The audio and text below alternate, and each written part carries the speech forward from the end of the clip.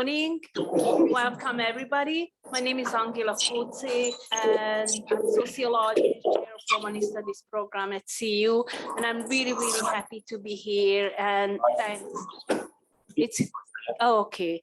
And thanks again for the Tydén University for providing this really important space for us.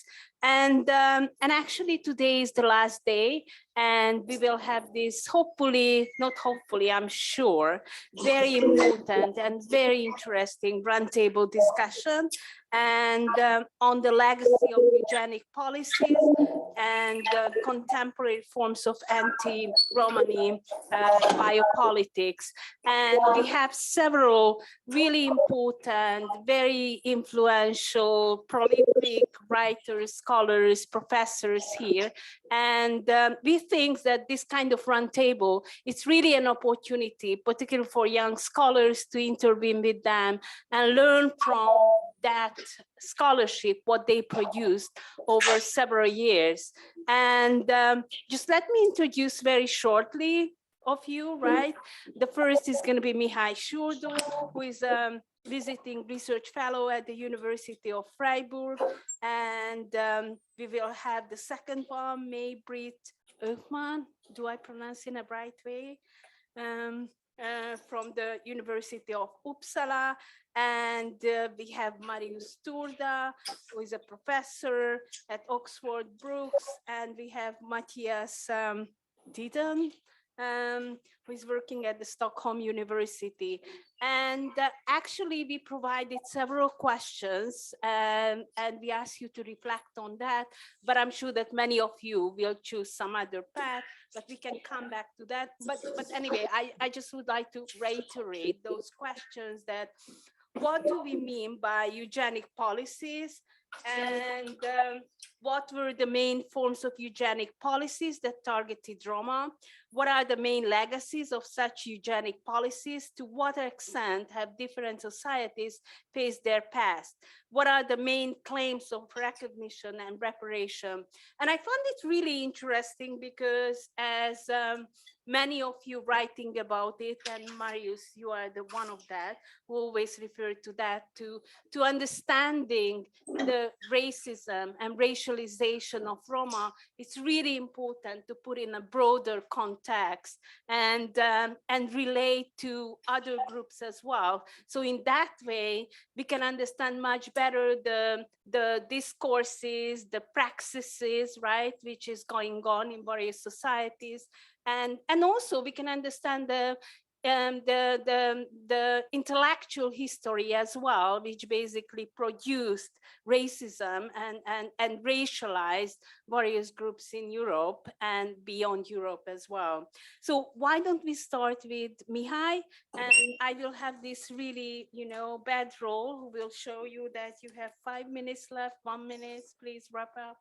But each of you will have like around 15-20 minutes, and after that we really would like to invite you and to have a constructive discussion on the topic. Okay. Thank you very much, Angela, and everyone for microphone. Perhaps this one.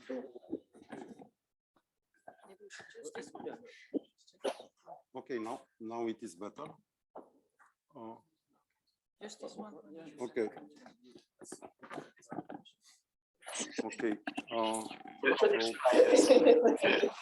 Good morning, everyone. Thank you very much, Angela, for your introduction. I will try to manage with the time, so I prepared my presentation for 20 minutes, so I will lose not one more minute from now on.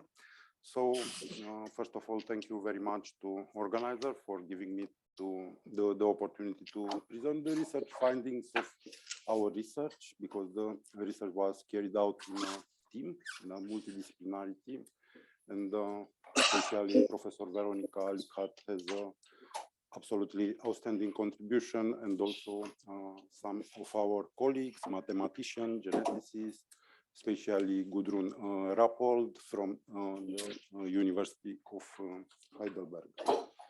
So I would address today more the second thematic topic of our panel about contemporary forms of biopolitics, and I will speak less about the history, not because we didn't came to things related with the history, but because we consider more important to deal with contemporary things, because there are many ethical, epistemological issues in these studies. So I will speak today about how biological citizenship and race is constructed in contemporary DNA studies of Roma, studies which were given far less attention than should be given. So the good thing is that we managed to publish in a good journal. So I my presentation.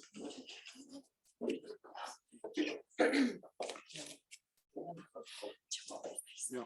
Okay.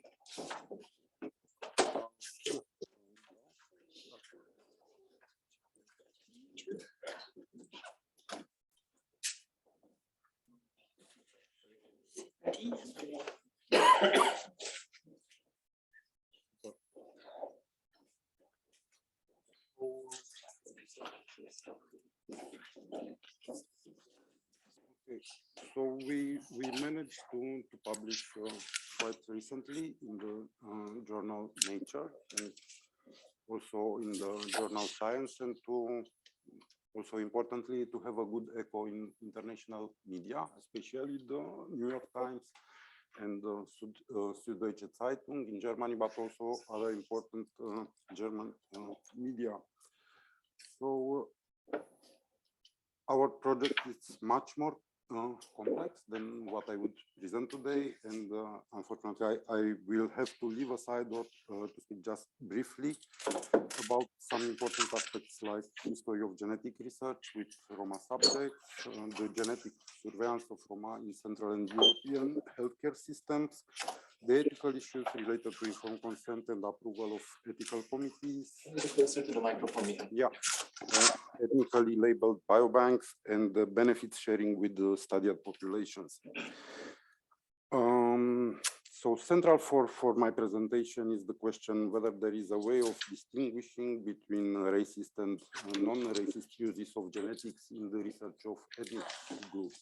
And in order to start with this question, I will tell you a little story about an episode of genetic testing that stirred an international scandal in the media and in the community of geneticists. So in May 2010, a Hungarian politician from the extreme right party Jobbik requested a certificate attesting that he does not have Jewish or Roma ancestors. The medical diagnostic company Gen Diagnostic and Research tested his genome for 18 genetic markers they considered to be specific Roma or Jewish. The resulting certificate concluded that the politician, a member of the parliament, had neither Jewish nor Romani ancestry. The certificate, described by the media as a racial purity certificate, was issued just a few days ahead of local elections in Hungary, and shortly after Jobbik has won a considerable number of seats in the Hungarian parliament, based on a strong anti-Semitic, anti-Roma nationalistic election campaign. So when only 2 years later the certificate was posted in Hungarian media, the news that genomic testing was used for racial or ethnic diagnostics circulated in international media and prompted a number of responses, and you can see some of them here on the slide.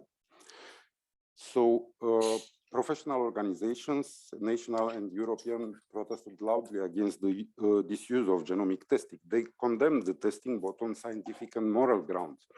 However, as our research shows, there has been almost 1 century of uninterrupted genetic research on Roma, producing some for more than 440 genetic studies with Roma subjects. Since 1990, at least 200 genetic studies have employed the label Roma or Gypsies as a taken for granted ethnic category. Individuals whose DNA seems to demonstrate Roma ethnicity are included into specific sample collections, and we look at the several DNA databases.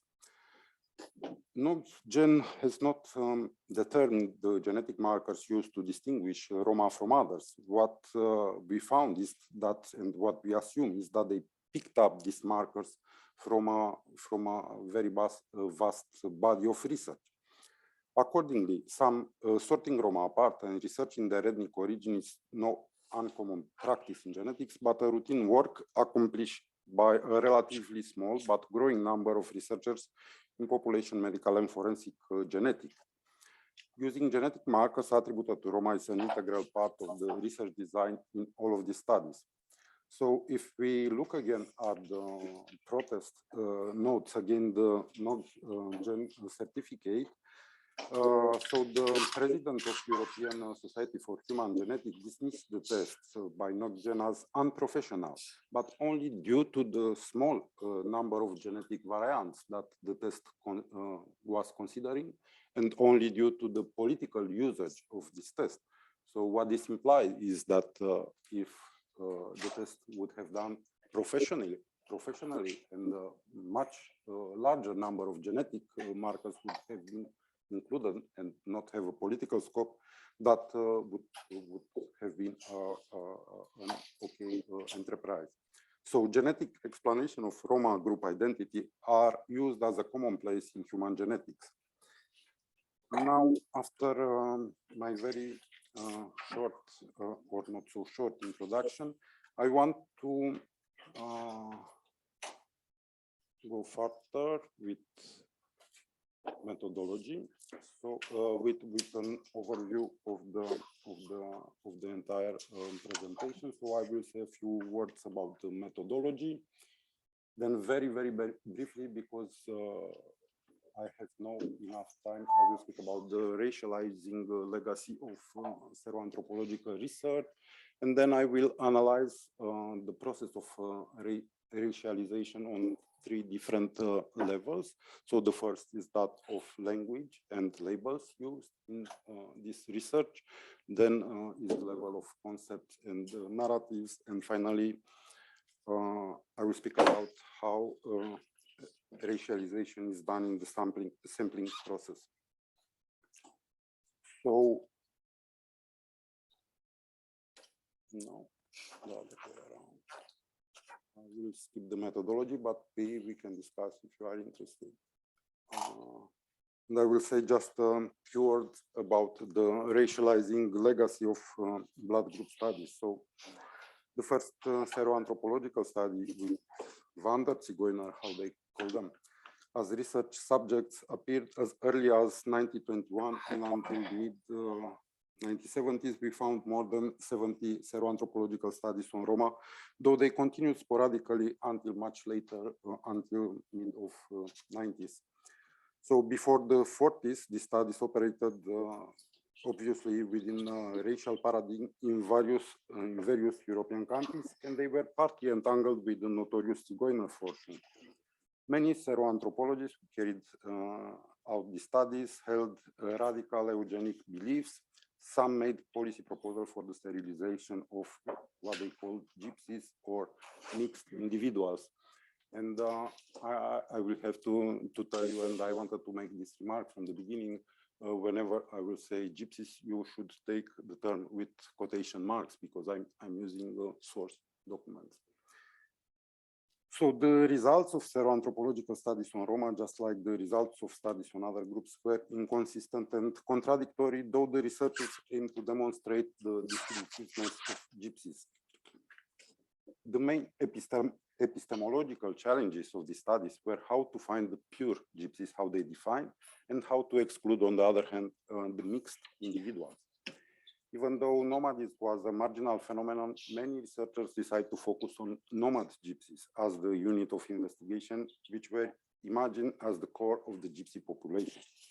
Some researchers across Europe even considered nomadism a genetic trait of the pure gypsies. As a general rule, blood group geneticists studying Roma avoided towns, whether bigger or smaller, due to their concern regarding mixture. Geneticists often manipulated their sample by excluding cases they considered mixed and by retaining only those regarded as pure gypsies, that is, those who allegedly were of Indian ancestry. Ethnic profiling and the genetic surveillance of Roma by state institutions also provided good avenue for seroanthropological research and helped the researchers to pre-filter racialized individuals, sometimes only by a simple visual inspection. In the rare cases of sampling Roma in their communities and households, however, researchers encountered very strong resistance, and we have examples of such resistance in the studies that we have analyzed, but for reason of time, I cannot present them here. Now, after pointing out to the legacy of seroanthropological studies, I hope to demonstrate how this legacy and this obsession with finding the so-called pure gypsy manifest also in the DNA studies of Roma. But I will start first with speaking a little bit about stigmatizing language and racialized labels used in current genetic papers. Some DNA papers with Roma subjects refer to a Proto-Romani population or ancestral Proto-Romani. These terms from evolutionary biology suggest strong biological coherence over centuries, which does not hold against the historical evidence. In human genetics, as in any other discipline, technical terminology has its own historical trajectory and internal consistency, which raises the question whether or not technical terms and expressions such as inbreeding, purifying selection, and so forth can be, or historically, how they have been stripped of their societal connotations.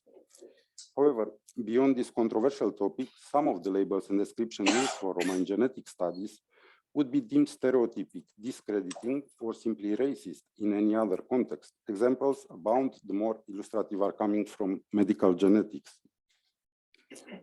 A substantial part of the publication in our database use problematic comparison groups, and you can see some of the comparison groups used in the studies that we have analyzed. Until the late 2000s, and in some of the more recent studies, the population label used is gypsies, and after that, the term was used interchangeably with Roma.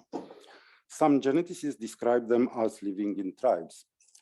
Race or race are terms frequently used between 1945 and 1990, rarely between 1990 and 2000, and not at all after the year 2000. Nevertheless, Roma are conceived as a racial group.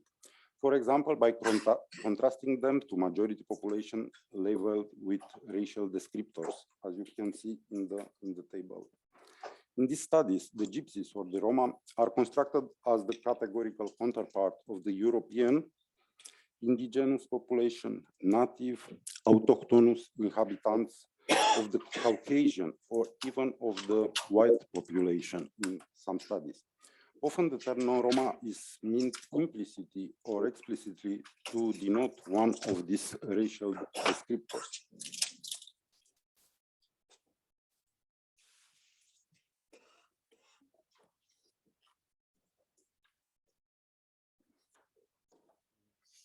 Many of the biomedical genetic studies risk to contribute to the stigmatization and exclusion of Roma.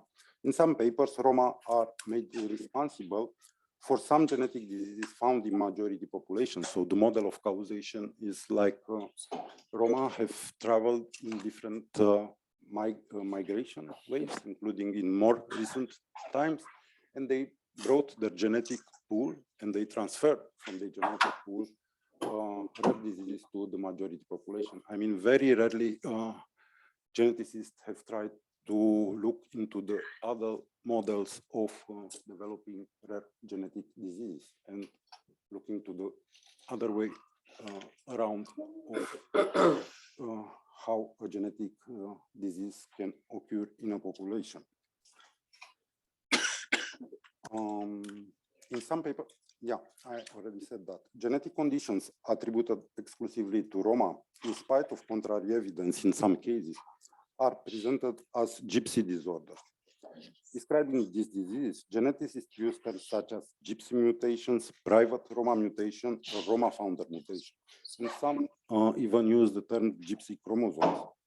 In some cases, the ethnic attribution Roma is being assigned on the basis of a Roma mutation, even though the patients do not self-identify themselves as Roma, and their conviction on Roma or gypsy disorders, how they call, is so strong that when they made genetic screenings, very extensive genetic screenings, and they didn't found the mutation they called Roma mutation, they said simply so they didn't renounce the label. So even in the presence of evidence, so they went in Croatia and they made a study on 400 subjects and they didn't found any of these Roma mutations, but the prevailing narrative in the studies they are still Roma mutations.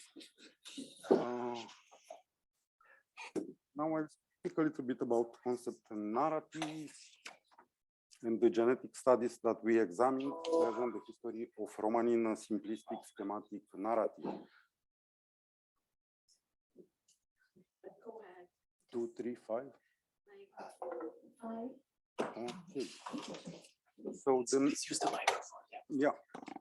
The narrative of Roma history has a myth-like structure, which is somehow detached the historical and present social reality, and fully of simplistic generalizations. So the genetic isolation of Roma is considered to result from the self-imposed endogamous marriage tradition, and the mixing events with Europeans are invariably assumed to have been relatively short and rare, and the genetic studies present the Roma as an inbreeding consanguineous population. So while Asian ancestry is placed at center stage, European ancestry is marginalized. Terms as inbreeding, endogamy, and consanguinity are considered as technical, neutral descriptors which are part of the genetic discipline language, ignoring their negative connotation for the common language. So, what I wanted to say is that authors of genetic studies on Roma largely disregard rich social sciences literature that emphasizes the fluidity, complexity, and the situatedness of Roma identity and demonstrate extensive ongoing social contacts and integration. Roma and their history are largely misrepresented and reduced to the status of a unique resource, easy to frame and demarcate, and also easy to tap. So very briefly going on the process of sampling and how the sampling contribute to racialization and to misrepresentation of Roma in DNA studies. Here is just an image, a graph from a DNA study, which points to very small localized samples, which they generalize to be Roma from all over the Europe. As you can see, in some countries, the samples are really, really small. I mean, in all the countries. For any other research, I mean, for a research on our discipline on social sciences, for example, you would not consider this as being a representative sample. And we have discussed with colleagues, mathematicians, and they confirm that the samples are not representatives.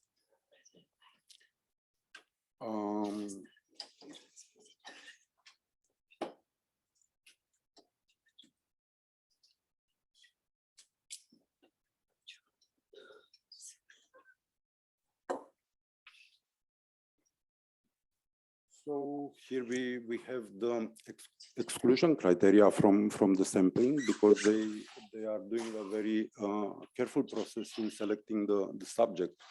They ask for having 4 grandparents that have been Romani. They ask for whatever they call Romani lifestyle. They ask for language. They select only people that speak Romani language, whatever dialect or things like that, because they are not specific in that. More importantly, they ask that the others would identify the subject as Romani, and they will have cultural practices, or simply they will look like Roma. More importantly, this process of exclusion is happening not only in the field when researching the research subjects, but it happens also in laboratory, because when the DNA samples from the field reach the laboratory stage, simply some researchers, and we found quite a lot of studies, exclude large parts of their data from the analysis, because based on DNA analysis, those samples are not confirming sufficiently the idea about how the genetic markers of Roma should look like.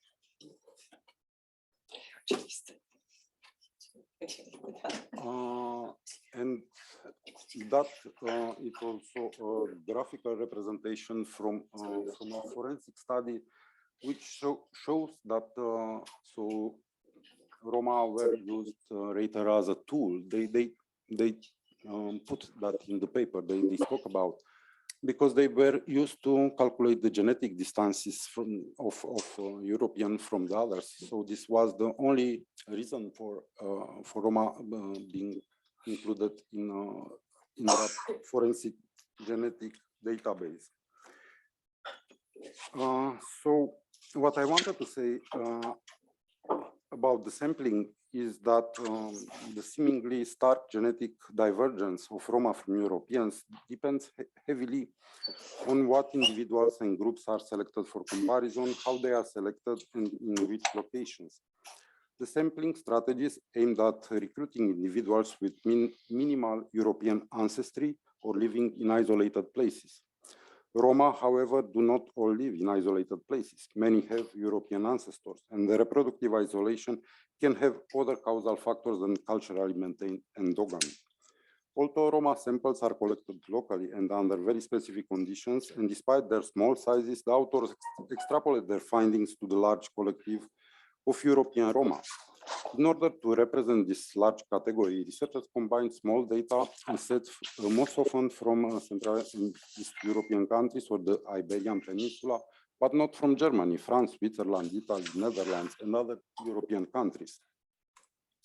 Our interdisciplinary team reanalyzed some of the genetic data, and the geneticists working with us found that in some cases, the researchers simply have not excluded from the samples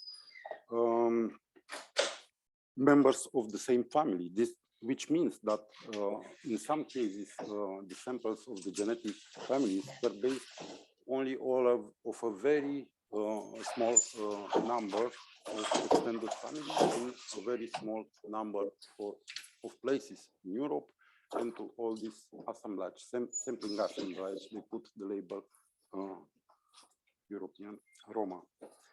So I will try very, very briefly to come to the end. And the issue we raise is why using different standards when referring to the same language. So the language in which geneticists conceptualize and describe Roma would be considered at least problematic, if not overtly racist, in our social sciences discipline. On the other hand, when the language is part of the genetic discourse, it passes merely as scientific, objective, technical language. And the very last word, we have not found some obvious benefits for the Roma group arising from genetic research. As I already told you, the goal of this study is not really about Roma. They have, if they have minimal historical elements or description in their papers, and the interest is, in my opinion, more about achieving ideal scientific tools. So some of the paper even say that their studies with Roma subjects permitted several pharmacogenomic developments, especially in Hungary. They put it like that. Or they serve as calibrating tools for assigning reference population in forensic genetics, for discovering genetic mutation or verifying theories of various sorts. Roma are seen not as research co-participants, but as unique resource to be exploited. Thank you very much for your attention.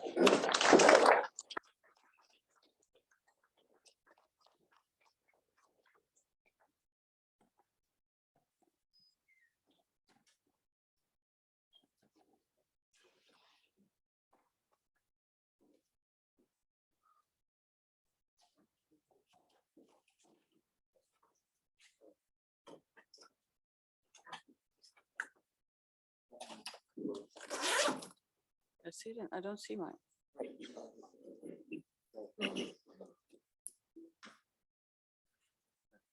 Okay.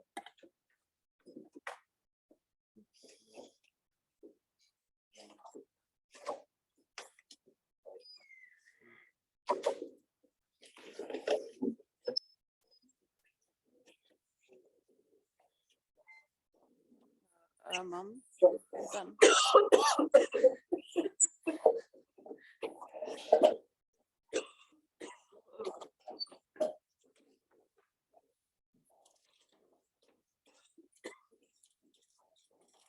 Thank you so much.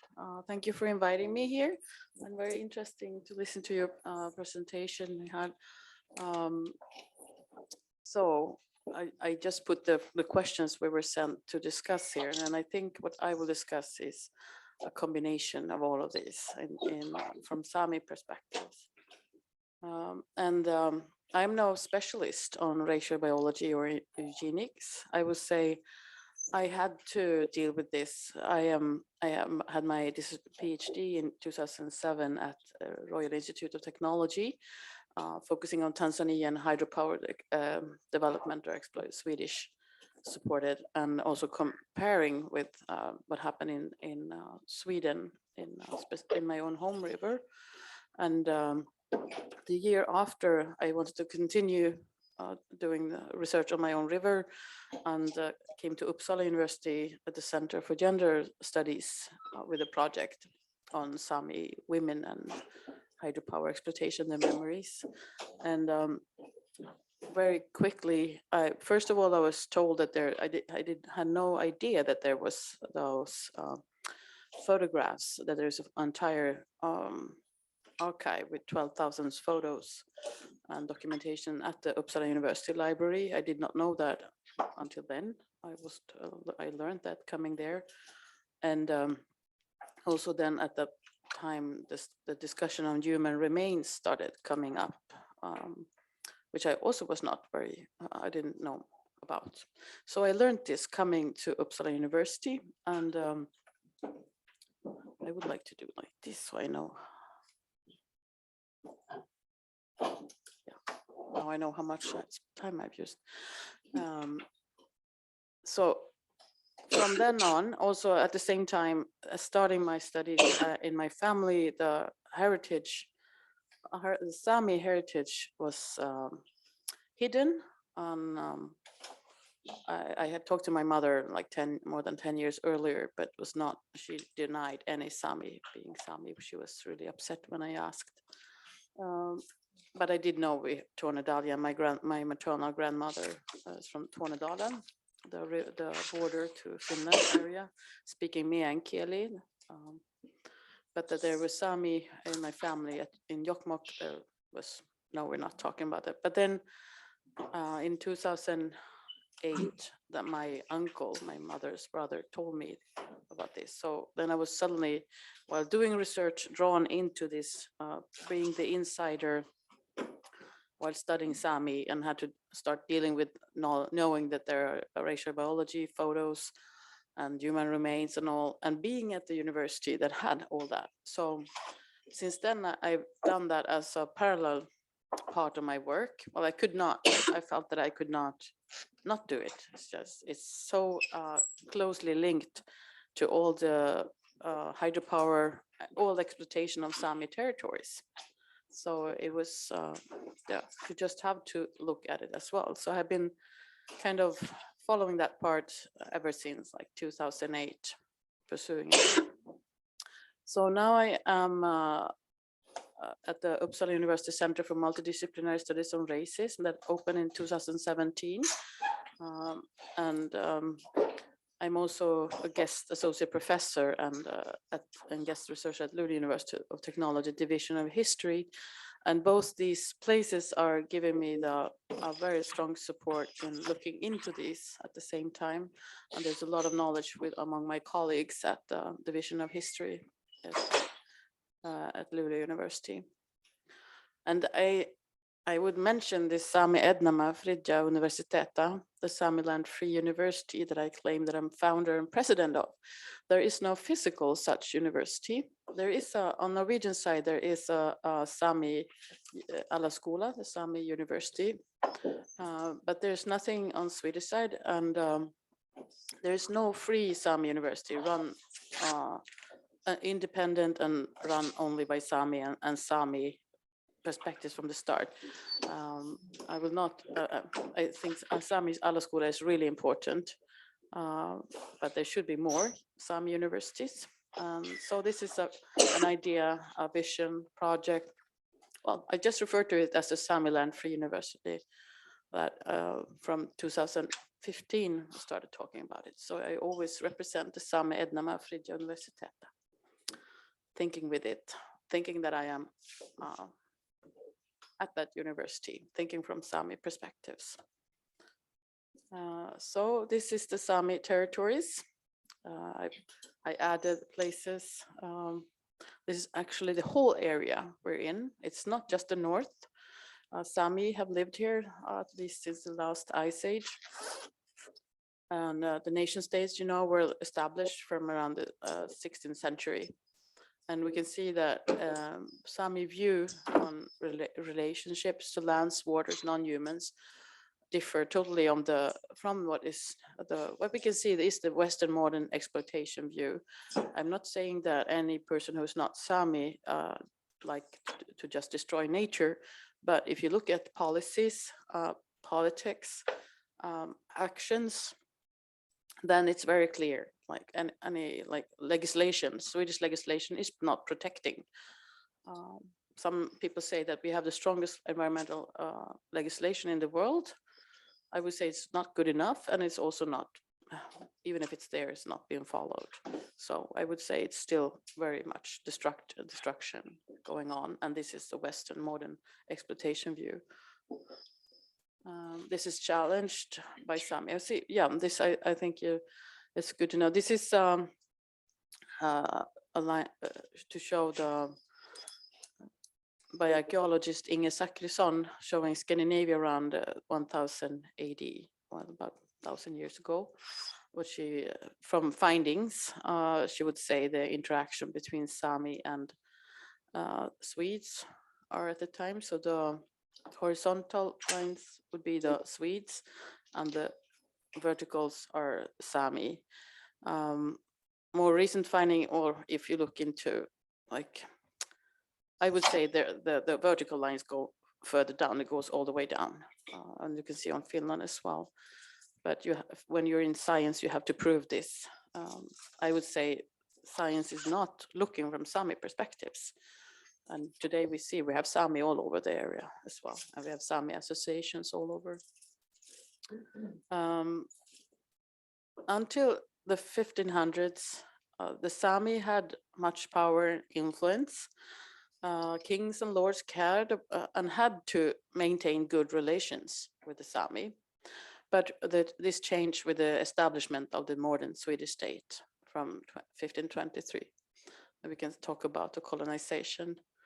From the 1600s, we can see deportations of Sami from the south northwards and the establishment of the area landskap, which you can find still today, Lapland, as a reservation for the Samis from the 1600s until the 1800s. So the idea was that Sami should be there and stay there and not come to the coast or come south with a reindeer and not like, well, stay there. And we have deportation of reindeer herding North Sami from the north of Sweden after Sweden lost Norway in 1905 southwards. You know, Sweden was an empire, lost Finland in 1809 and lost Norway in 1905. Sami have had, we know, their own lands to pay taxes for, tax lands. That's well known among those who know Sami history and those who should know. If you know Swedish history, you should know about Sami tax lands. Otherwise, you're not knowing Swedish history, I'd say. But these lands were taken over by the state, Swedish state, or the crown. we would say 1700s, 1800s, into the 1900s. We have seen this. So it's actually land grabbing, land theft. And all the exploitation you can see is on Sami territories. These were owned but stolen by the Swedish state. So yeah, I forgot to mention, first of all, I received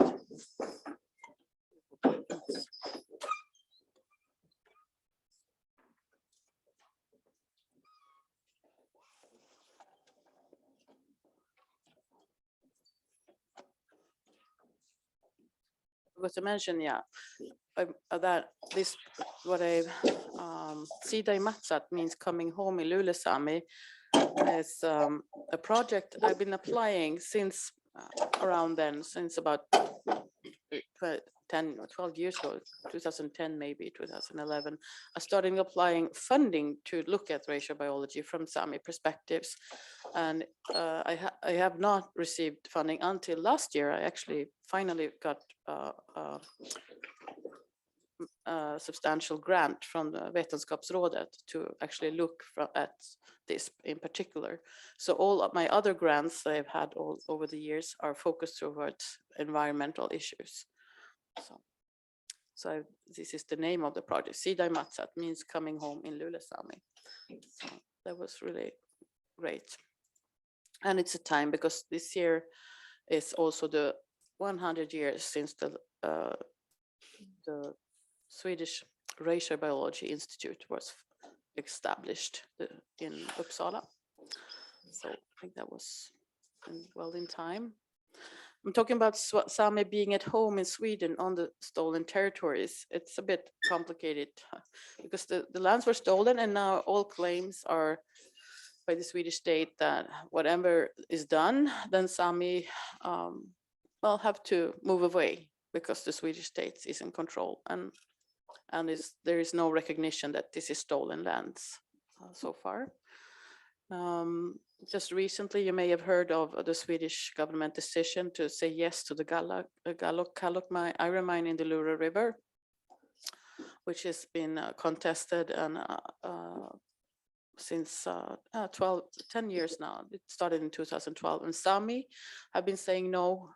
Sami parliament has said no. Local reindeer herding is saying no, and even the county administrative board in Norrbotten said no because it will destroy reindeer herding possibilities and be destructive to the environment. But what happened is that the Swedish government now accepted it after having it on their table for several years, 5 years. And I just wanted to refer to a non-Sami who's actually supporting, that show that there are actually non-Sami who are also thinking that this is short-sighted and racist, colonial and nature hostile. So, and the work has been going on since 2012. This is from the manifestation 2012, and this has been going on.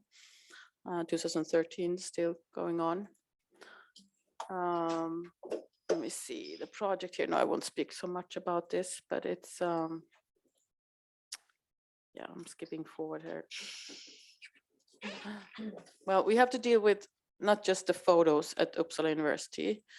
They're both nudes and photos of both children and adults in the nude. And there are also measurements taken. Sami are contesting this, and right now there are demands that Sami should have the ownership, that the Sami parliament should have the ownership in these photos. So there are a lot of things happening right now. There are the Sami associations and individuals working for this. And I would say in regard to the human remains, there's been claims since 2007 by the Sami parliament that they should be brought back and reburied. And also we have a lot of Sami cultural artifacts, drums, satyrs, stored at institutions in Sweden and abroad, taken from Sami territories. So there's some huge work to do.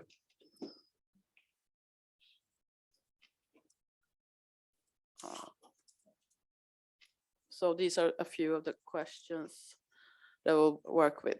Well, I got 6 million Swedish crowns, sounds like a lot, but I would need a program or more to do this work.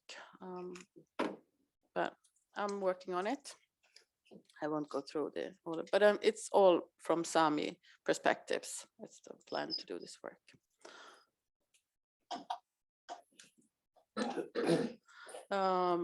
And of course, there are ethical issues all the time in this. I will not go into this so much. But I learn a lot from my international collaborations. I mean, this is not, as we see from a Roma perspective, this is a huge problem. And I think it's important to develop our own ethics, how to deal with this from those concerned.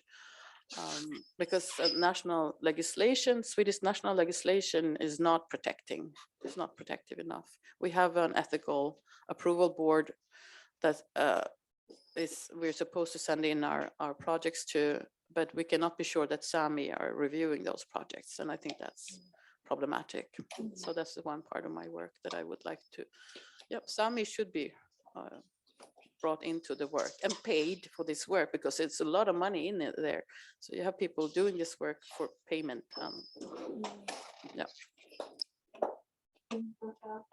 Sorry? Can you wrap up? I've been speaking for 14 minutes. It didn't I 20? No, Okay, sorry. that's okay. Yeah. We should have more time. Yeah. It is so interesting and it's so important. Okay. Right. Well, I'll skip on. So this is what I found my ancestors online. Lule Sami. This is what I found. So I have no minutes left, or what? Okay, I thought I'm counting there, so I see 14. Right. Okay. Oh, I'm sorry. Then go ahead. Okay. Thank you. Okay. Thank you. So I found these also in 2008 when I was just told that I am Sami, and started looking for her name online. And then I found a photo of my grandfather's grandmother's sister and husband at an exhibition. And it was really great to find them. But then the way they were presented in this exhibition, I found was really problematic. It was just like a victimizing, really. I think it's still there. It's still there. You can go and see if you want. But I'm taking their photos and using it as turning the eyes. So they're looking at you, asking what's happened when we take over, when Sami are no longer the objects, but the subjects. And when Sami are doing science, technology, innovation, and taking decisions of funding, deciding what to study, what is to be defined as good science and research, decide what to construct and how to construct. And I wanted to show my maternal grandparents as well, because they were also what I suspect taking photos of from racial biology, but they are not in the internet. So I will skip really fast now because I don't want them. So please don't take pictures of this. I'm just gonna skip really fast by them. There, link, because I don't want them to be online. They're in my photo album and on my wall in my mother's family home. I've been writing a bit, and I build on the work of earlier Sami, Karin Stenberg, Elsa Laula. They've written objecting and challenging some Swedish politics since over 100 years. The first Sami Congress in Trondheim in 1917. What happened? And Karin has presented also a book. Sami have been working to protect environment for a long time. And today with climate change, it's reinforced by now again using Sami territories for wind power and mining and all. So we're thinking what's happening if we could be in charge of our own territories. You can look at the Sami environmental program. Right now, still, if you see the Sami working to protect every day and trying to live our lives and struggling against the fake promise of green of green transition. I'd say briefly, academic geography of Sweden, you can look at the 50 universities and university colleges are placed. The two northernmost counties are where the most, there's the Sami territories and where the most natural resources are based. That is providing for Swedish wealth, for the richness of Sweden. But there are only 2 universities there, the rest are in the south, like here. And what does it mean? There's no Sami perspective when you start from, you don't, there are a few courses you can take and learn Sami and Sami perspectives, and sometimes I'm invited and other Sami are invited.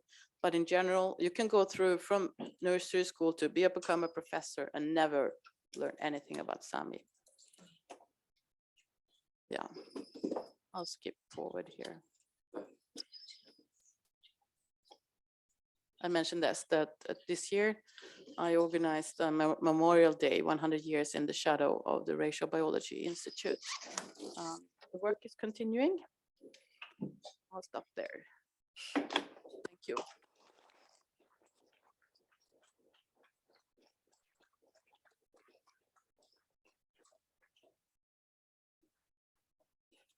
Thank you. Thank you. And thank you for inviting me. Mattias Tydén, I'm an historian, Stockholm University. I will try to respond to some of your questions, but and the first one was, what is or was eugenic policies? And I would say that eugenic policies are based on an idea that it's possible and important to improve through the application of some kind of knowledge of heredity, a race or a nation, people, culture even. And let's say in the 1920s and 30s, this could be impediments to marriage for certain categories of people that were deemed as unfit, or it could mean sterilization. Immigration laws could be inspired by eugenics. And on the other hand, it was the support of categories regarded as worthy citizens. People, support could, for instance, go to certain categories of mothers. And today we heard about the DNA research today. I would also say technique, we could call it eugenics, techniques that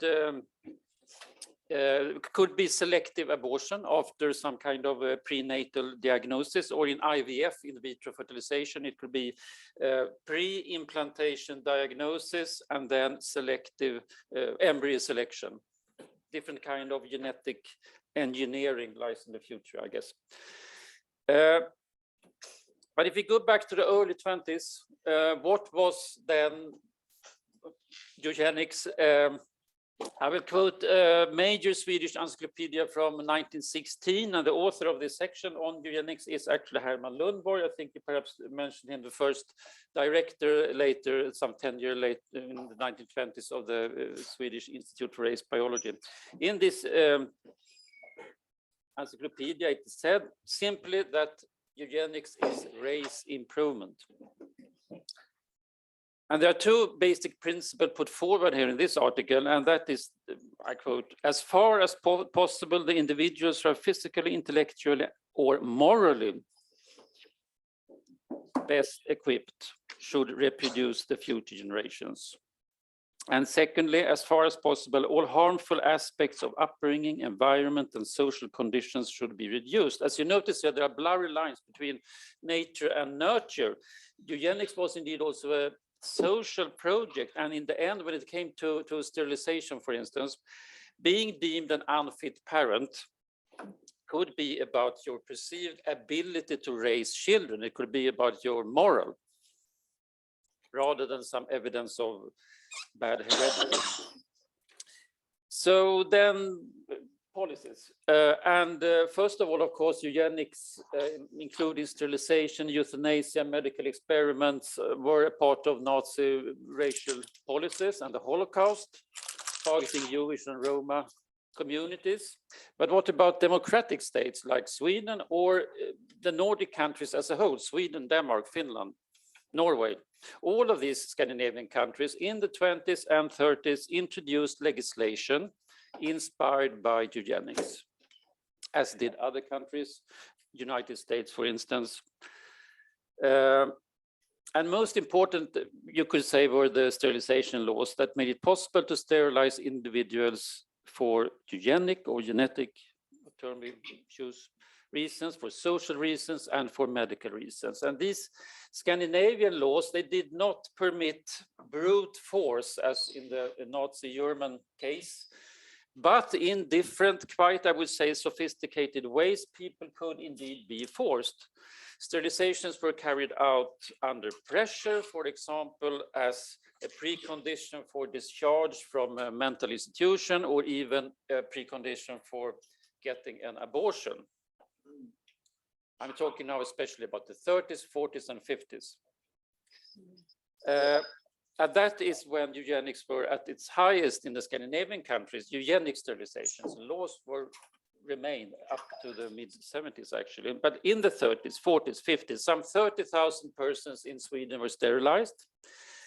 And the majority at that time being poor, often institutionalized, labeled as mentally or socially unfit, and the great majority, the very, very great majority, were women. But one ethnic group was explicitly targeted, and that was Romani travelers, as it was called at that time. Not targeted actually in the law, but targeted in the debate about the law, and targeted by eugenic and medical experts and by social workers. And there were some 63,000 sterilization going on all the time up to the mid-1970s. And it has been estimated by, of these, some 450, 500 have been persons sterilized were travelers, Romani travelers, which is quite a high figure considering the number in Sweden at the time. These are estimations. In addition to this, race thinking and eugenics inspired immigration laws. The US immigration law of 1924, for instance, is notorious in this respect, trying to restrict immigration from Southern Europe, Eastern Europe. And in Sweden, non-Swedish Roma were forbidden to enter the country from 1914 up to 1954, 50 years. And this regulation is probably one of the few examples with an explicit paragraph based on race in modern Swedish legislation, and the targeted were the Roma. Finally, I would like to continue with some remarks on the legacies of eugenic policies and how we face the past today. Questions you gave us: what are the connections between past and present, between the history of eugenics and the situation today? And I would like to raise three aspects here. One, eugenics as some kind of continuing mindset or mentality. And secondly, eugenic methods. And thirdly, if I have the time, the question of recognition and reparation. And as a mindset, then, I would say that eugenics foster the idea of worthy and unworthy life, that it's right to choose between different forms of life. And we have clearly distanced ourselves from the Nazi policies of the 30s and 40s, or from the sterilization policies in different countries at that time. But the idea to choose is still, it remains, I would say. It remains in present day genetics, it remains in present day medical practice. And as a mindset, I would say that eugenics also fostered a belief in the authority of science. But science without ethical consideration, science without ethical guidelines might be dangerous. And it was dangerous then, and it may be now. Second, then, about methods, the continuity regarding methods. Eugenics spread the method of involuntary sterilization, the acceptance of a policy of violence against the human body, you might say. And whether it has been linked to genetic theories or ideas about social behavior or just unwanted population growth, sterilization continued. As you probably know, in India in the 1970s, millions and millions of persons were sterilized in projects, campaigns, harsh campaigns, financed by, among others, the World Bank, the United Nations, and American, Swedish, and Norwegian development authorities. Roma women have been sterilized in Czechoslovakia, later in the Czech Republic, and there are, as I'm sure you know, cases reported from other Central and Eastern European countries. Have I like that? Yes, finally, the connection between now and then. I think it regards also how we look at the past, how we use history. And let me return once more to the Swedish example here. Has there been a willingness in Sweden, for instance, from the government to recognize wrongdoings in the past? I think we can have an interesting discussions about this. Because as you said, the policy towards the Sami people is a shame in Sweden, not least this decision about the mining lately. But has there been some kind of willingness? Yes, I would say yes. As in many other countries, from the late 1990s, the discussions of historical injustices and reparations began. We may also discuss why did these discussions start in the end of the in the end of the 20th century. And in Sweden, several commissions, state commissions, committees investigated the past, and among them an inquiry, for instance, on child abuse and neglect in institutions and foster homes, an inquiry and a white paper on injustice towards the Roma community, and an investigation into the Swedish history of sterilizations. And that investigation resulted in a compensation program where people sterilized against their will could claim an amount of 175,000 Swedish crowns, which is about 17,500 euros. And the Swedish Minister of Social Affairs, he made an official apology, especially to the community of Romani travelers. Is this enough? Well, that's rhetorical. I think the main problem with these kind of programs is the reluctance to truly connect the past with present-day policies and present-day thinking. What was bad, so to speak, happened in the past. Of course, commemoration of historical oppression and reparation schemes, they are not wrong, quite the opposite, they are important, but in the worst case, such schemes could become an excuse for not addressing today's problem, not addressing present-day segregation, present-day oppression, and present-day racism. Thank you.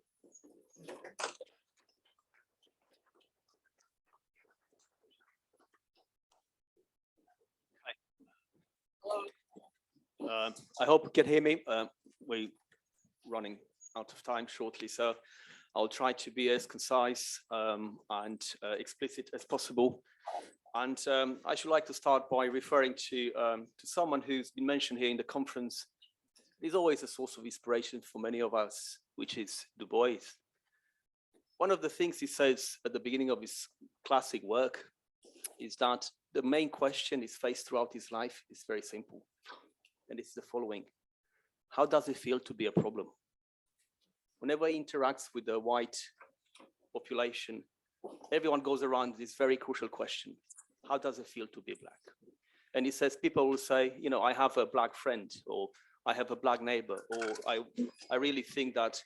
But what they want to say basically is what is the life of someone who's considered to be a problem. And he constructs his entire argument about the color line in the 20th century, thinking that this has to be addressed. And this is very relevant because when we hear the Romani conference here, and the question we need to ask, how does it feel to be a problem constantly throughout history? How can one address this question? Not to discuss the history of eugenics in relationship to this important ontological question, I think would have been a shortcoming. And thank you for inviting us to say a few words about this and include eugenics in this very profound debate about coming to terms with racism and coming to terms with the past.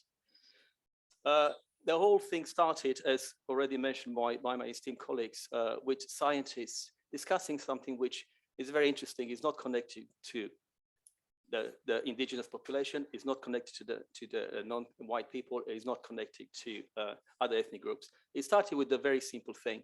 White people feared that they're losing control. They feared they're losing power. The debate in the 19th century was about degeneration.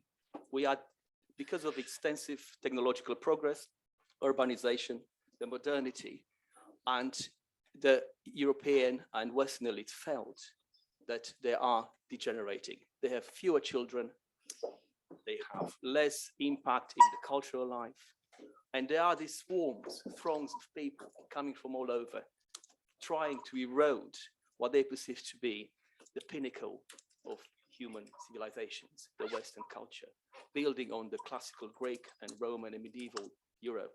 And now in the 19th century, if you look at cities like Stockholm, or maybe Birmingham, or London, or Paris, or New York, what you see is less and less white people. Eugenicists and eugenics as a theory, both as a social program and as a medical program, started with this very simple principle. We need to protect ourselves. How do we do that? First of all, we have to look at our own people. So we're going to encourage remarkable members in our community to have more children. At the same time, we have to do something about these people who have to be separated, kept there, kept at the bottom of the edifice we constructed, and they locked them down there. So that's very interesting. The debate was initially about, and it was very medicalized and biopolitical in the sense, was about what do we do with people in our community, in our society, who are less worthy. People they call feeble-minded, people they called asocials, people who are undesired. It was mostly women initially. They targeted white women.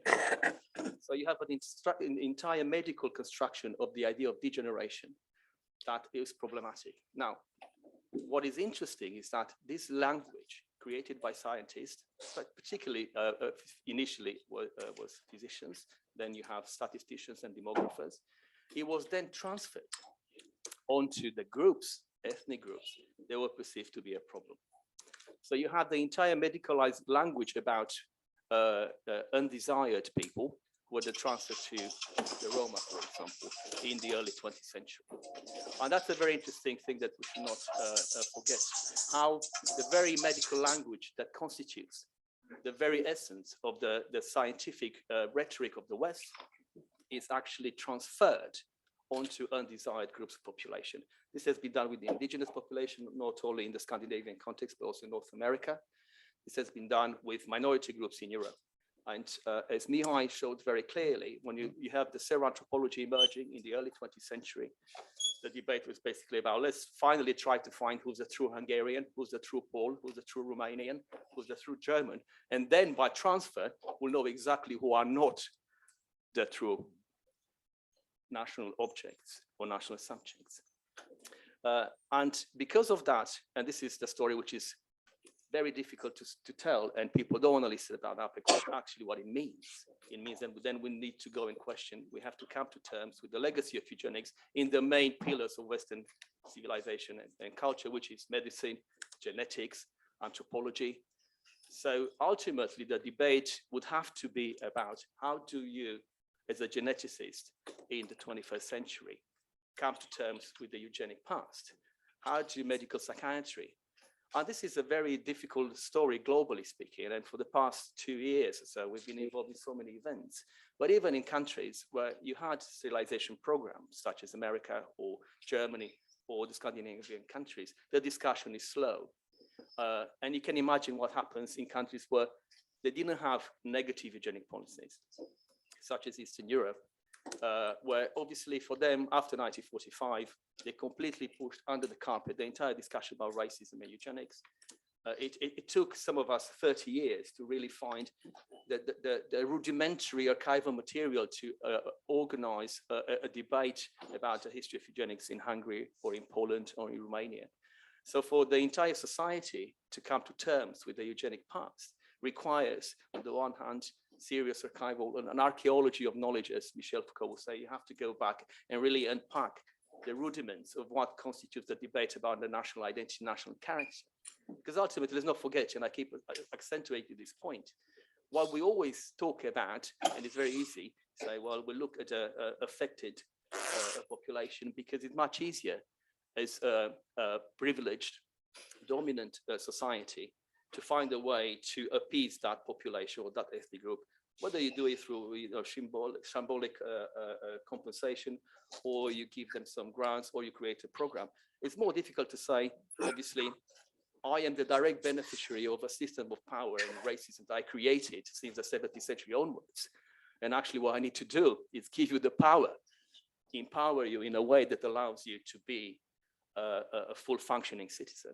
Of course, we could see this developing much better in countries such as America and Britain, but even there, the problem is extremely complex. I mean, after George Floyd was killed, the big debate in America and then in Britain was simply about how could we be so blind and silent, notwithstanding, decades of civil rights movement, decades of combating racism in science, criticizing eugenics at the level of public policy, criticizing eugenics at the level of direct interaction with the system of welfare, public health, medical assistance, care in all these countries. And we could see after that and during the pandemic that actually all these ideas that we thought belonged to the history textbooks. I started as a scholar of racism and eugenics doing it historically. Even I did not see that the debate should not be just about the past. The debate should be about the present, and more importantly, should be about this. Do we want to have a eugenic future? We know we have a eugenic past, whether we recognize it or not, but do we? And this is the question we're asking ourselves. So we need to look at this very complex story because it's got so many hidden chapters. Now, I have 1 minute. So coming to terms with the past and facing the past, it's an issue which is both individual and collective.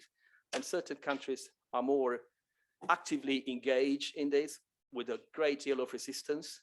And we heard about what happens, particularly in North America.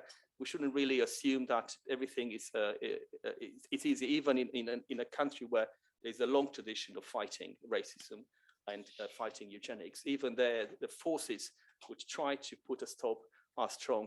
In Eastern Europe, the situation is a bit more tragic because obviously not only you have what can be said a very subtle and interesting interaction between nationalism, national identity, racism and eugenics, which makes the story very difficult for someone from Britain or America to understand. Because of course, if you go to Hungary or if you go to Romania, as you showed with that certificate, which of course exists in the interwar period as well, the debate is always about the national character, it's about the national specificity, it's about who are we. And that's very hard to understand from a context where they didn't have a national construction of the state, as it happened in Britain or in America, where it was very different than it was in Hungary or in Poland or in the Czech Republic, and so on and so forth. And that nationalizing comes together with the racialized body of the Roma in Eastern Europe. And the problem, of course, for many of the scholars who try to integrate this was that they avoided it altogether. So even now we have incipient debate about eugenics in Eastern Europe and what policies and legacies, and very little discussion about actually the victims of the eugenic policies. So most of the articles about eugenics in Eastern Europe is about, okay, let's write about what happened with the Romanian eugenic movement and the Hungarian eugenic movement. There's very little up to, to very almost nothing in terms of who are the victims, because they didn't have legislation in this way. But the positive eugenics, the way I call it, namely the eugenic policies which were targeting the majority of the population, they were completely discriminatory and exclusionary of the ethnic groups. And this is where you could actually see it. And the irony is, of course, is that the major problem with how you come to terms with that is that you have to integrate the entire discussion of communism into this debate. In Eastern Europe, the radicalism of the eugenic utopia was achieved not in the interwar period. It was achieved under socialism. What they could, under the surface, you could see bubbling all the reactionary forces of the interwar discriminatory practice against the Roma and other minorities. And then they could actually do it in a way that was completely acceptable and was considered to be okay. And it's a more complicated discussion in Eastern Europe to go and say, it's much easier for them to look at the interwar period and say, well, in the interwar period, of course, there were racists, there were fascists, Nazi Germany forced these good people to do this. Under socialism, it was very different because, of course, officially the rhetoric was one of equality. A lot of the Roma activists and people could go to university, and under this shambolic pretension of assimilation and integration, the socialist states continued to feed the eugenic practices. And you can see this immediately in the 1990s. The moment communism collapsed, what also exposed, you could see the emperor was not wearing any clothes. The only clothes they had was the white body of the Romanian nation or the Hungarian nation, where all of these spots that we had to be immediately excised and eliminated. And then it became very clear that the failure of these states to really come to terms with their past is because there was very little critical attempt to accept that the modern nation state in Eastern Europe is the perfect eugenic state. To create a healthy nation cannot be done unless you exclude people who are different, who are indigenous, who don't have the same worthiness. They don't contribute to society in the way you think. They are subnormal. And all of that became so enmeshed with how they identify themselves that now it becomes very difficult. So my point about compensation and reparation recognition starts with the recognition, and the recognition should be done in many ways. Of course, you have a historical responsibility for the wrongs you've done in the past. In the Romanian context, the situation is even more complicated because between the 13th century and 19th century, they had Roma slaves. And of course, the whole issue of slavery, how that connects to the whole debate about compensation, reparation, historical wrongdoing is complex. Then you have the Holocaust, another issue which is very sensitive in Eastern Europe, as you know. And then, of course, you have the entire trajectory of how you tried to deal with these populations until the present day. So recognition is obviously something that has to happen, and acceptance. Now, the policy forward, and this is probably the critical Romani studies we're asking ourselves. We know there are many bad apples. We know the terrible things that happened, and we discuss them historically. But is there a morally discussion to be had as well? And can we look forward to finding that very crucial moment when the situation is returned? And I'll end with Dubois because I started with him. The answer he provided to the question, is it to be a problem? He very simply said, ultimately, Black people will cease to become a problem when they will be uplifted. This was a term he used. There will be a proper social uplifting and cultural uplifting, and will not be looked at as inferior. We always be different. We are proud to be Black. I think we are proud to be Roma. The problem is not to erase your difference. The problem is to be respected and to be looked at no less important than any other human being.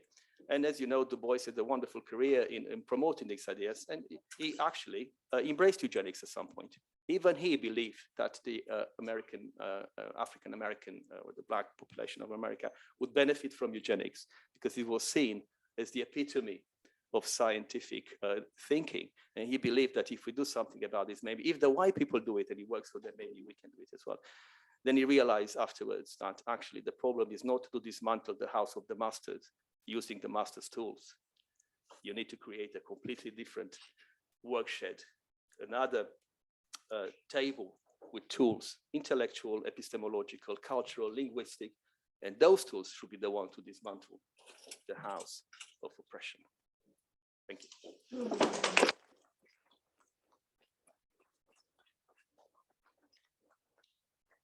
We're supposed to finish at 11, but if you don't mind, we would go over a little bit, or can we? Yes, Because I think you just, yeah. break a bit, but some minutes, I think it's okay, yes. Or we can do a shorter break, right, between the panel and this roundtable discussion. Yeah, there is. Because we can start at 11:30, but Yeah. we can finish 15, Yes. so we still have 10 more minutes or something. Yeah. So actually, you want to ask? Go ahead. No, I'm just really intrigued and really pleased and really so happy that we are having such a discussion. Okay, so I'm just really happy to have this discussion and to hear the parallel stories and also extending actually the concept of eugenic, which people you always think about like as a biology, as a biological concept. However, we know it's a social concept, and in fact, it's very much transformed into various policies and legislations as well, as we heard. And I'm intrigued because all of you somehow actually mention or critique this very unsettled, problematic relationship between science and the racialized and oppressed group, right? And no, I hope I'm not alone in this room, but somehow we are in this very historic moment when we are shifting, right? So claiming our roles, place in the science and critiquing scientific knowledge as something which has been considered as an authority, right? And also taking into account, like these days, politics, when, you know, populism, extreme right groups, and illiberalism, we can enlist so many things and categories as well, and critiquing science and talking about the failures actually, as well as a very, you know, painful oppressions and the impact of this kind of scientific knowledge which has on the victims. It's really hard to talk about it, particularly in the academic context, because we immediately is going to be like labeled as anti-intellectuals, anti-scientific discourse, which is very much connected with illiberalism, populism, extreme rights, and so on. So how can we avoid that? And what are the strategies, what we can use, right? And how can we come to the terms to these awful things what happened and still happening actually. And so I just really curious in that. And also I really would love to invite you and to have your interventions and questions. Yes, comments and questions. We have Jan and then Magda. Hello. No, I want to voice questions which came up from Romani students, which who I was talking to yesterday night about this. And at this conference, we have so much information and evidence. How can we use this to actually promote Roma rights out there? And here in this case, I think, or an observation is that fact resistance is extremely strong in the case of anti-Gypsyism. For example, here, the groundbreaking research on Mihai Surdu and his team is to us shocking here in the room, but most people don't seem to care. Not even a Swedish university commission see it as problematic when a doctor honoris in Romani Studies is involved in racist DNA research. So how do we achieve a breakthrough? The question goes to Mihai Surdu, how, because this is really shocking and groundbreaking, and more evidence like this, it's even in nature and everything. How do we reach out to this? Can we collect a few questions? I could see Magda, Nico. Yeah, some people raise their hands in the back. Yeah, yeah, Magda and Nico were first.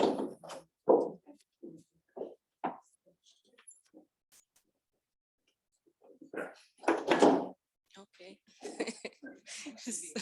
Sorry, we needed we were in a consultation process. You're not helping me.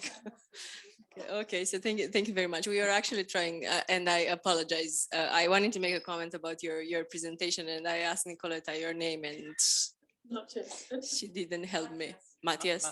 Thank you so much, Mattias. I really appreciate your comment about the relationship between past and present, because in the case of Roma, we cannot really speak of a cyclical version of racism or of an episode in our history that was racist, but we are talking about structural racism, which is continuous. It builds on the past. It is a continuous. You can't really cut a line in it. And I appreciate you making that comment for all of us to be able to take that in. At the same time, Marius, I won't talk about your work because you know how I feel about it, but I will focus on Mihai's work because we see him very rarely. And also because I think that Arman and I were talking yesterday about your research, Mihai, and I think it is extraordinary in so many ways. I mean, all of us here claim that we are critical Romani scholars, but the reality is that what you do is much more than that. It's beyond that, because you basically created this review and you worked 5 years on it to give us something that is so powerful and so important. So I guess that my question somehow builds on Arman's question yesterday. So you've worked on this, and definitely we are interested to do similar systematic reviews in other fields. So one question is definitely, what is your advice? You know, what's the amount of work? How do you do this? So it's more about the how in order to do such a project. And second of all, in your Nature article, which was you are like just I published in this journal, you published in Nature and the New York Times. So let's be proud of that as well. And it's not just about pride; it's about raising the awareness where it needs to be raised. So I guess that there you talk about informed consent, and then Mattias was talking earlier about ethics. So I want to get a moment to reflect a little bit on this idea of ethics and ask you to talk a little bit about your findings on ethics and why consent is important. What do we mean by informed consent? And this is more of a, you know, helping us to do our research better in any field. So thank you so much. So you collect comments, and after? I wanted to go back a little bit to the first, like a circle, sorry. The first roundtable we had, and one of the conclusions I drew in the first roundtable was that we are powerless people, and in fact that the Roma issues, although I don't like being called an issue because I have been a problem all my life, for my parents, my husband, and society. So I'm like thinking now that what Mattias and Mihai and all of you said, and Marius, is the discussion about Roma, in fact, it's a healing process for the whole nations across Europe. So starting from discussing how in the past we've been treated and how past influenced the present politics and how and our realities, daily realities. In fact, it's not only about Roma. It's about healing all nations across Europe and North America, and coming to terms with ourselves as nations. And unfortunately, nowadays, we feel that somehow we go back to 20s, 30s. And I think this conference, it's a chance to claim the space, produce knowledge. And Mihai, thank you very much. I use your work in my daily work for sure, going back home. So, and I understood why my Roma begging on the streets of London don't trust doctors. So, I think only Marius said something like, we have to give you the power in order to do this healing, right? But how many are willing to give this power away? And I think we need to come up with a plan together in solidarity with people like you in penetrating the spaces of powers and public spaces where we can start together this healing, starting from the Roma and Sami and others, and going on about reconciliation. And I think it's a collective therapy exercise. Yes, I agree with what Nico was just saying. Maybe one kind of first way to start this healing is precisely to do what I think all of you said, which is to recognize the sort of continuity of these kind of eugenicist legacies. My question is very specific and it's for Marius, and I think we probably would need to do like an entire study of communism, Roma under communism, which hasn't been done yet, in order for you to even begin to answer this question. But I wanted to clarify a little bit something that you said, and I might be misunderstanding, but it sounded like what you were saying is that eugenicists thought during the communist period really focused on the majority. And I was curious about what sources were there reviste that were being written from the like eugenicist society that you're talking about? Because in the research that I'm doing, and I know Delia Popescu has also been looking at this too, I have a document from the Roma problem dosar, the Roma problem folder from the Securitate archives. And I'm just going to read a sentence from it. A refractory attitude towards work and in general conception of parasitic life of the Gypsy population, disregarding the rules of social coexistence. This generates a high criminal status. And this is from a 1977 report from the Securitate archive. And so that sounds like something that could be literally taken from, Himmler or something. So the discourse really remains the same, 30 years later. And so that's why I'm asking you about why you say that the focus was on the majority population, when it seems like there was this continuity of still treating Roma like a problem, and a lot of state, and maybe that's the difference, is that you're talking about academics who are writing in these kind of academic spaces, whereas these are discourses of the state. So I just wanted clarification on that. Thank you.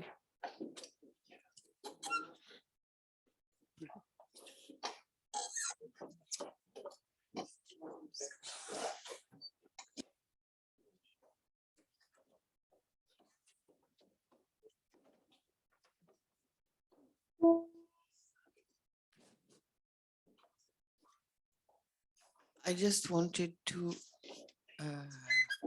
talk about another part of the discussion here, not breaking this very good conversation.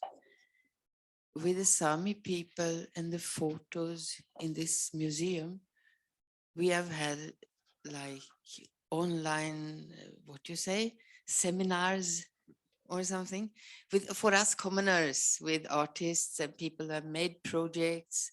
They have made all kinds of descriptions of it. And I have wondered when it is the time to, I feel it, to honorably burn these photos and say that we know this now. We give you the honor of not being on a photo naked and described how crooked legs you have because you have been skiing after reindeers your whole life. Is a situation that I just feel, when do one stop this researching, this poking, this? We were in it yesterday also. When does one say, now we do the best healing ceremony we can and just conclude this is not now?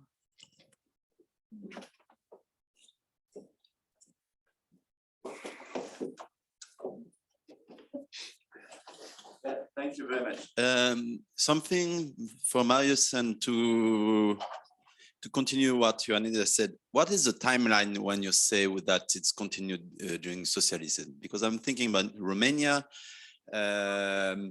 What about the prohibition of abortion in '66? It's meant that it marks the passage from politics of eugenics to something else, because I remember when we were talking with all Romani during ethnography, they were saying that the children were taken by the state in the 60s and 70s. And that's no more eugenics, because the children are here. They're taken by, it's more something more social way of persecution than eugenics.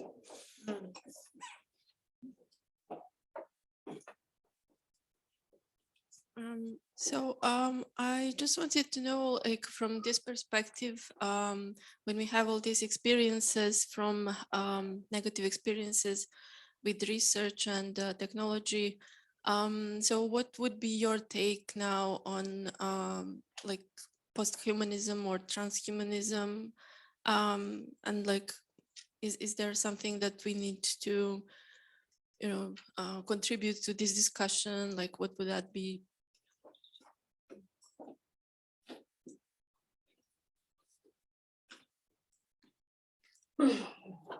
Hi, thank you very much. You have all been touching my present life and all about my history. Thank you, Mihai, for telling us about DNA. Thanks to DNA, I found out that I'm a traveler, Roma traveler, Swedish traveler. Without it, I would never known. Without it, I would never known that both my mother and my father were travelers without knowing, because I've been assimilated, and my parents has been assimilated into the Swedish society very well. So I didn't know anything. So that's one good thing about DNA. May-Britt, I have my family in the albums as well as in Uppsala. And I'm thankful that they are in albums, very well professional photographies, but in that context, it's awful. I also want to take the power of the pictures and make them look at all of the majority people instead. Mattias, everything about sterilizations and what I really appreciate what you said, because you have also, this is why I am assimilated and I lost all of culture and language and everything. And I've done an exhibition. I want to reach out, how to reach out with my history to make the Swedish people, the European people, and all over the world that we are the same. And I just wonder, how many Roma are we really in Sweden? Since I didn't know. I was hidden twice. How many are we who are so-called Valloner? We were told that we were Valloner, but we are travelers. Also because of it wasn't good enough to be just a traveler. It's what we weren't pure blood. Thank you very much.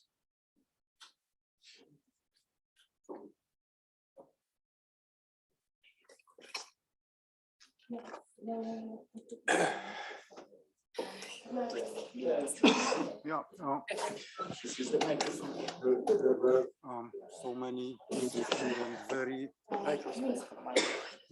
very relevant questions. I hope to remember them all. I will start with what Angela already said. I mean, how to criticize science and not to be seen as anti-scientific and things like that. I think it's very important to criticize science, not necessarily science, but what is bad in the scientific field is the only way of making it better. So to use an improper term that came in my mind from my presentation, just by purifying.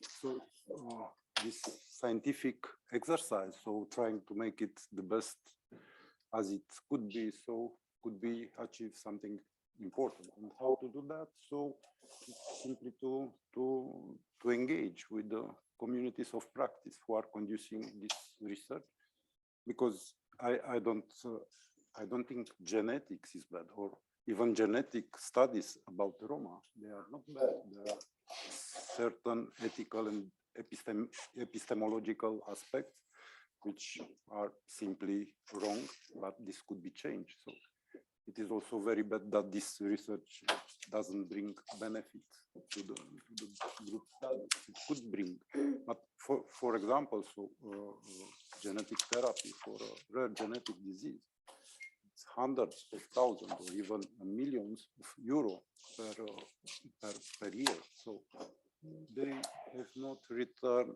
anything to the communities, to the isolated communities they have studied. And yeah, we don't have data, we just speculate that some of the genetics therapies that have been developed couldn't have been developed without studies in Roma.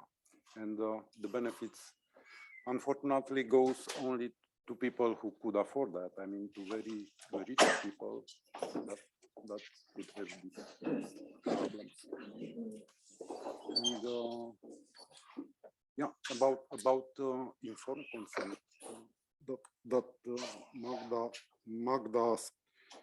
I think it is very problematic, especially when this goes with forensic databases that are used in criminal proceedings, and it is very bad because it leads to criminalization of the entire group, because they are going into dragnet, they are going into targeted police searching in Roma community. Yeah, it is bad that Roma are overrepresented in forensic databases. I mean, incredible rank overrepresented. If you look in some forensic databases, I mean, Hungary or Bulgaria, there is much more DNA from Roma than from Bulgarian or Hungarians, which is incredible. So, Thanks. yeah. Thanks. I think I just say something briefly on science, because I am a historian of science and technology. So what I do is actually look into how science is produced and all. And I would strongly recommend anyone who feels. I mean, there's a lot of work on critique of science. So it's no anti-intellectual work in that. You have Thomas Kuhn, the Structure of Scientific Revolutions. You have Donna Haraway, Sandra Harding, Kim Thalberg. There's a lot of work to lean back at to do the critique of science. So I think that's really useful if you're ever wondering. You don't have to, you should absolutely not feel anti-intellectual for critiquing science. Science is not God. No, there is no absolute truth. And no actual scientific person working in science would ever claim that, because one day you think you find this and you claim this, and the next day somebody else will challenge that and change it all. So anyone in science knows that you can critique, of course. So that's highly intellectual to do that work. That's what I'll stop at. Thank you. Ask them, in discussing the debate inside sort of the scientific community, how widespread are these views and methods that you presented among the sort of, I don't know what to call it, community of genetics or whatever? How common would you say it is? Is there a critique also? Or? So, yeah, it started to be because we involved geneticists. So we published these articles, as a teamwork with geneticists. And I think this is the most important thing, because the criticism is coming from people from inside the community, the professional community, to say like that. So yeah, here is the important point. And behind institutions, and as you pointed out, I mean, yeah, important journals behind. So this is the reason we hope something will change, though I don't incrementally. Okay. Yeah. No, they're very short. I'm inside the system, or academic community. I'm a part of the system. So for me, it's very interesting to hear your comments. It's very difficult. And as an historian, sources are all important. So these photographs, in one way, is the source of historical knowledge and possibility to make critique. At the same time, there are severe ethical questions. Why not keep them? I mean, you understand, this is a dilemma. And I know that you have, among the Sami community, you have started to discuss different kind of research, different kind of knowledge, and that we perhaps have time now to go further into that, but we have to sort of come together in this way. Well, you have too many interesting questions and comments, and so we need some. I leave the difficult part to Marius. Yeah. Okay. Yeah, I just the only thing I'll say about the science debate is that there is a very profound lack of knowledge about the historical legacy of scientific racism in the main scientific disciplines. Geneticists don't know the history of eugenics. They only start in the 1950s, and nothing that was before 1950s they don't care about. Psychiatrists, they don't know the psychiatry was absolutely from its birth connected profoundly with scientific racism and eugenics. They don't know that. So the historical discussion is very important. So that's one way to critique, in addition to the debates among scientists. You need to bring the historical perspective in. What I said about the majority being directed at from the eugenic perspective, I meant in the 19th century when it emerged. It was actually devised for the majority, and then it was transferred. What happened under socialism, the entire social, biopolitical, and medical language used in Romania throughout the 60s and 70s was created by the people who were the eugenists in the 1930s. So it's not surprising at all that the same language you'll find in the 1970s that you had it in the 1930s. The only word that is not there is race. They only excised the word race, whilst the entire eugenic medical targeting of the Roma population remained there. So it's all about newspapers, so it's all about scientific publications. The entire structure of the Romanian state was directed at the Roma was not considered a minority. You see, so under this explanation that they actually tried to build a socialist nation, they were able to promote ultimately. The racism that you encounter today amongst Romanians against the Roma is not the result of the intro period, it's the result of communism. And to go back to, and I'll finish with that, 1960, the debate about abortion in Romania and the way it was banned and the pronatalism of Ceausescu regime, I see it very much in the tradition of the eugenic thinking about you have to have a healthy, numerous, racially valued population. And I think socialism, particularly in Romania, not to some extent in Hungary in the 1960s, 70s, but more now under Öhman, actually was able to collect all of these eugenic ideas to really rewrite them within the texture of what is National Socialism, namely, a Romania for the Romanians. So we need to see what is eugenic, like you say, and what is not eugenic, because not everything is eugenics. And finally, that goes to the debate about transhumanism. Of course, there is the spectrum of what is called liberal eugenics looms large in any debate about transhumanism and posthumanism. And I think there is a real danger here to taint or paint negatively the debate about posthumanism with a eugenic brush. However, there is some very problematic interactions with what they say is the individual form of eugenics that we are allowed to practice if I so wish. The only problem with that, and I will finish, is that when we talk about individualism and the liberty and the freedom, what I actually mean is the privileged people who have the liberty and the money to perform all of these wonderful enlightened ideas of, and then the minority, both sexual, cultural, and religious minorities are in fact targeted by that because they don't have access to any of these facilities. To make an informed decision, to have ethically informed debate about what it means to decide when you go to see your doctor whether you should have an abortion or sterilization or not, if you don't have the knowledge. And that's the thing with this debate. So very shortly, I want to raise the issue you pointed out very clearly. Thank you. Yeah. Thank you so much.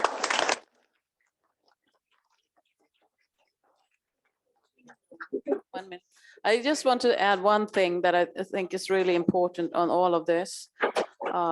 is to claim the space. This all science academia is money. And that's also the Summerland Free University is my thought model. Like we need spaces where actually people concerned are performing the research and doing the claims and also getting paid for it. That's my final word.